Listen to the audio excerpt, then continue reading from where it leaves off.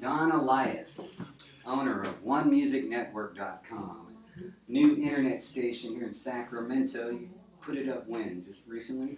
Beta tested it starting in October 2011 and officially launched it the second day of the year, which was January 2nd, 2012. So I didn't want to launch it on New Year's Day because I was recovering. Well, I'm impressed that you have so many streams. We're going to talk about that in another segment. But right now, I want to talk about your radio career because I think that's important because we're seeing several radio people shift to internet radio, and you've taken the initiative to do that. Do you see the future? I mean, is internet radio the future? Well, it's funny you should say that. From the time that I actually developed an idea in my head of broadcasting on the internet to right now, there's been significant change and easier path to broadcasting on the internet due to newer technology. Newer technology. Every month there's technology, there's new encoding sequences, there's new applications coming out, there's new computers that can withstand constant streaming capability. It makes it easier to access and easier to stream. Tell me about your radio background. Well, I started doing radio when I was about 14. Wow. They let you on the air, or what were you doing in radio at that point? Well, it was funny. I was kind of hanging around. My dad was a jazz musician for about 45 years, and he played with all the jazz greats and big people. Really? Was he a big name artist? Yeah, internationally, yeah. He was a drummer and percussion player. And his name? Same name as mine. Oh, Don Alias. And played with people like Miles Davis and John Wow. And I'm already impressed. David Sanborn and a lot of just heavyweight, Joni Mitchell, heavyweight people. I used to follow him and go with him to rehearsals.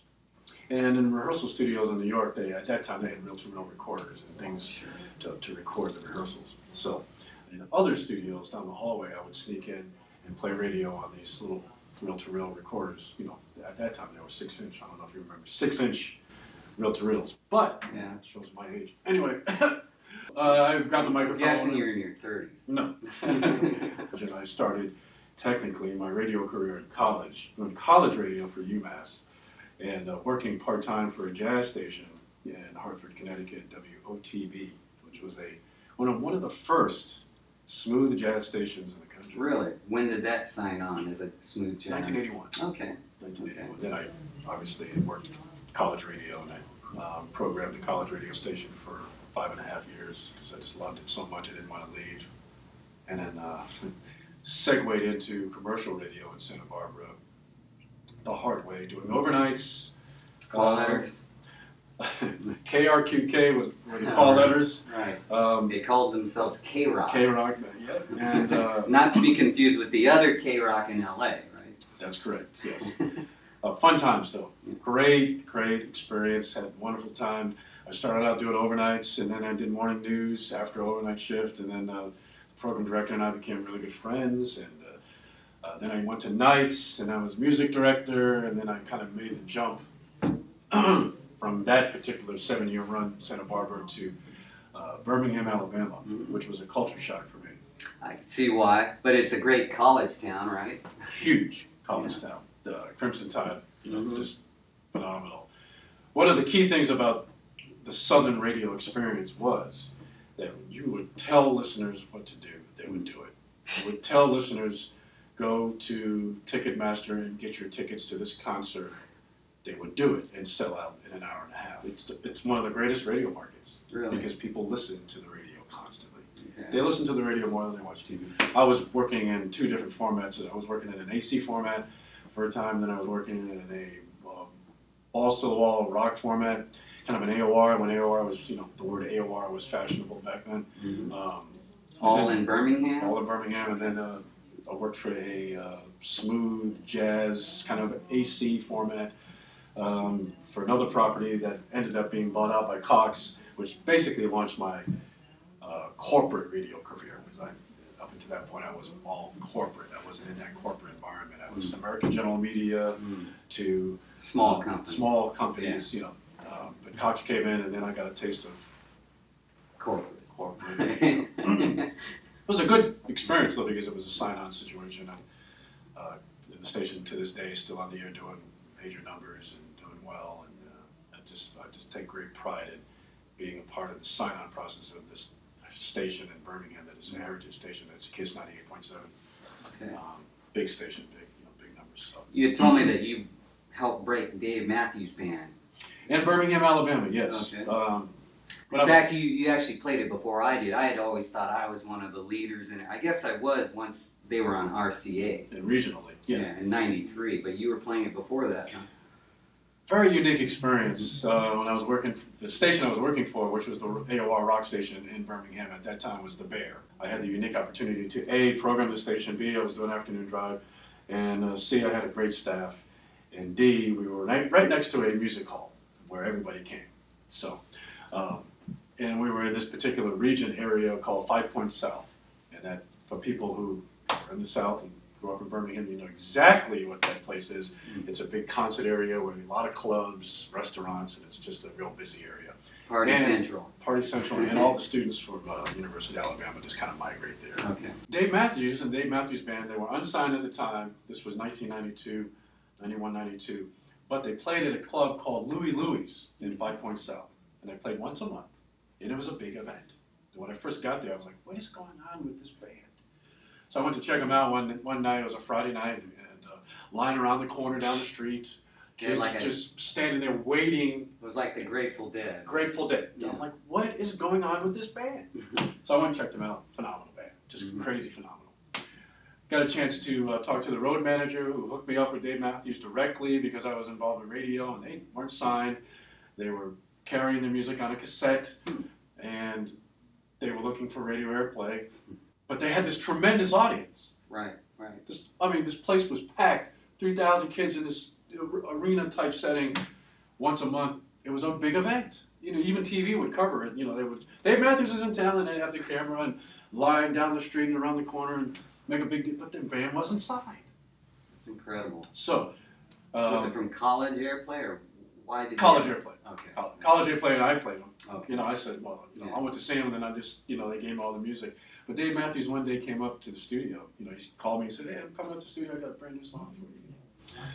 And I was like, okay, cool. You know, I'll put it on cassette. And I just remember him saying, someday I'm going to be signed, and someday this song's going to be really big. And he was just going on and on and on about it. He was cool. It took about 5 minutes of my time, which was, I'm like, well, I'm sitting here with Dave Matthews. But at that time, he wasn't Dave Matthews. He was this indie artist. Unknown indie artist, except for this crowd that loves him. Absolutely. Just for the hometown people knew Dave Matthews and everything. And even though he was from Virginia, right? Yes, he was. Yeah. So he hands me, the song, and I put it on the radio. He leaves. I put it on the radio, and I told the afternoon jock, his name was Donovan Short. I said, Donovan, man, go ahead and put this song on. See what happens. 6 weeks later, he gets signed to RCA. Wow. Because of that? Because of that song. Really? Yeah. What song? Like What Would You Say or Answer Marching? What Would You Say? Okay. That was the big song. Yeah. What Would You Say? He had a different version of it. He played a different version for me that had violins in it. Wow. He did send me a gold record, and was it because people in your market notified RCA, or what was the connection? I think an A&R person went to Louie Louie's on a Friday night and saw this band and the response, and kind of woke up, and the industry said, oh yeah, we need to sign this guy. And after that, things really started to pick up, because then the Counting Crows came out. Sure. I was a part of that I was early on that too. 93, early 93. Yeah. Widespread Panic. I was in on that signing. Cake. I was in on that signing. All out these of Sacramento, I helped them too. So we live parallel lives. Yeah. So make a long story short, that was the hotbed time where I had the opportunity to really assist Dave Matthews in. And radio was like that back then for the alternative format. You could break artists, and it was easy because the program director really had, his or her fingers on the pulse of the market. That's not true anymore, right? Because program directors later became puppets, right? Kind of like of the corporate. You are opening up a can of worms. I'm sorry. I just noticed that. Well, I will say this. It depends on the market you're in. Okay. Corporate radio comes in, to certain markets and kind of hands down dictates. And then some markets they don't touch because there's so much success. Okay. So that PD or MD or APD that is in a market that is over 1 million listeners and doing very well, hands off. Mm-hmm. Some market managers will come in and tell you what to do. Mm-hmm. Now you were at V101 here in Sacramento for many years. What was that like? The first 7 years was great. It was V101.1, originally signed on, and then we were part of the sign-on process and the change of format process, and went from jamming oldies to just a regular urban AC delivery kind of current music, plus mixed in with some of the old stuff. Did you get to break urban artists? We did get to break urban artists. Yes, we got to break Alicia Keys. That's awesome. And the list goes on in terms of who we broke. In fact, her alone, that's amazing because she to me is like the urban version of Dave Matthews in a sense, because kind of a mix, a fusion of a lot of different styles, traditional and yet unique styles mixed together. Out of the bands and groups and artists that we broke, she stands out as one of the top because of who she is. Right. Very authentic. Right. And I remember getting it in the mail, and she calls and she did IDs for us. And so we had the opportunity to play good music, new music, and also break artists, play some of the old school stuff, kind of put it all in one pot. And for 7 years, we had some pretty good success. And then our station was also centered around live shows and concerts. So we did shows at Arco Arena. Mm-hmm. We did shows outside, outdoors, at Discovery Park. We did shows at Memorial Auditorium. We did smaller shows in the club, so it was a very active station. When you tuned into our station, you wanted to know what was going on next. Mm-hmm. That's old school radio. Yeah. They don't do it anymore. Right. Well, we're going to talk about new school, which is the internet, in our next segment. So thank you, Don. And thank you. Let's talk more about OneMusicNetwork.com, brand new internet station.